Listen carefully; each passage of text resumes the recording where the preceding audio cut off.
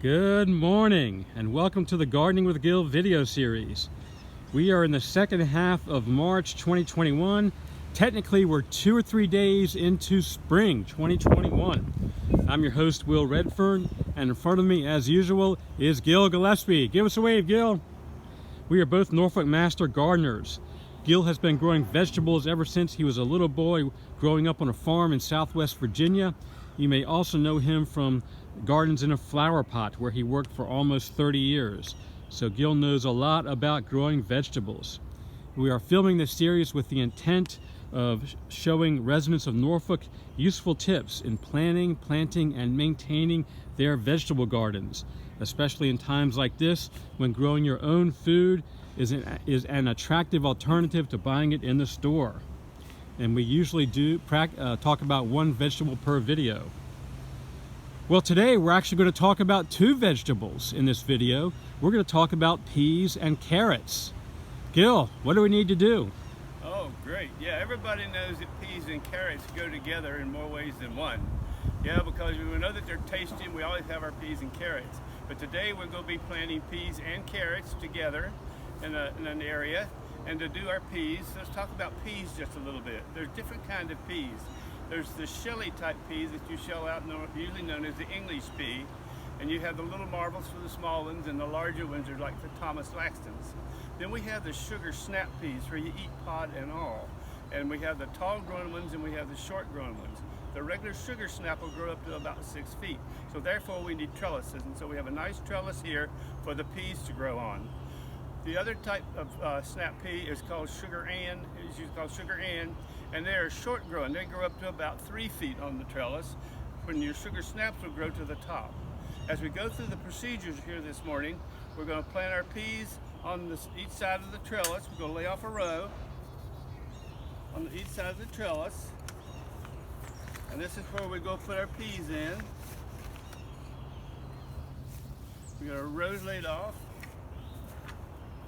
We'll put just a little organic fertilizer in the row.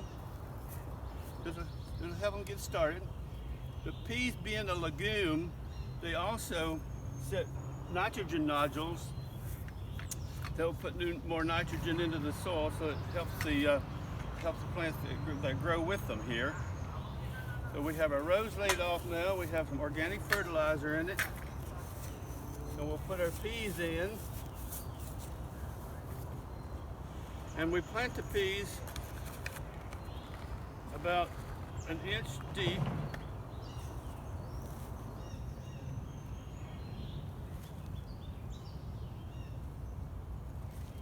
How far apart do we plant them, Gill?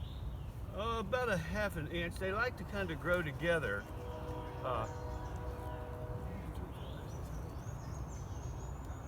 Okay, so we'll put our peas in on this side, and then we'll put some more peas on the other side.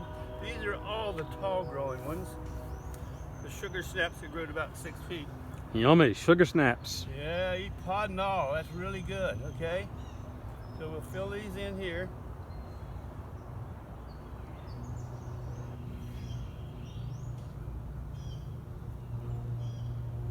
And since we're doing a double planting here, we got our peas in.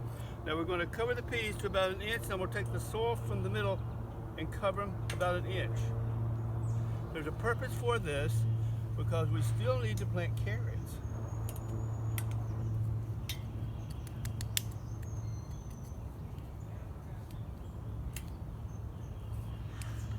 And so now that we've got the peas in here, we got them covered,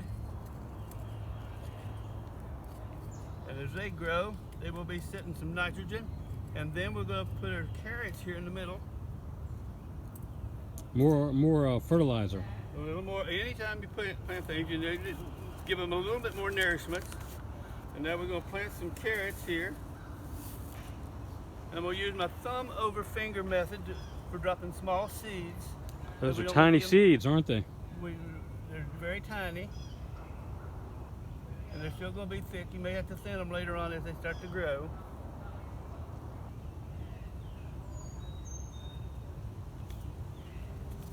So we got our carrots in here now, and they're small seeds, so they don't get covered very deep. So I just take my fingers and do my double finger. About 1/4 of an inch. Then we pat that down.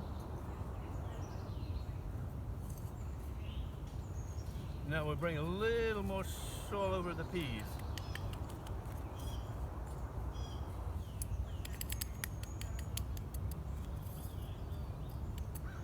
Now as the peas grow, since they're legumes, they'll be adding new nitrogen there. So the nitrogen from the peas will help the carrots develop.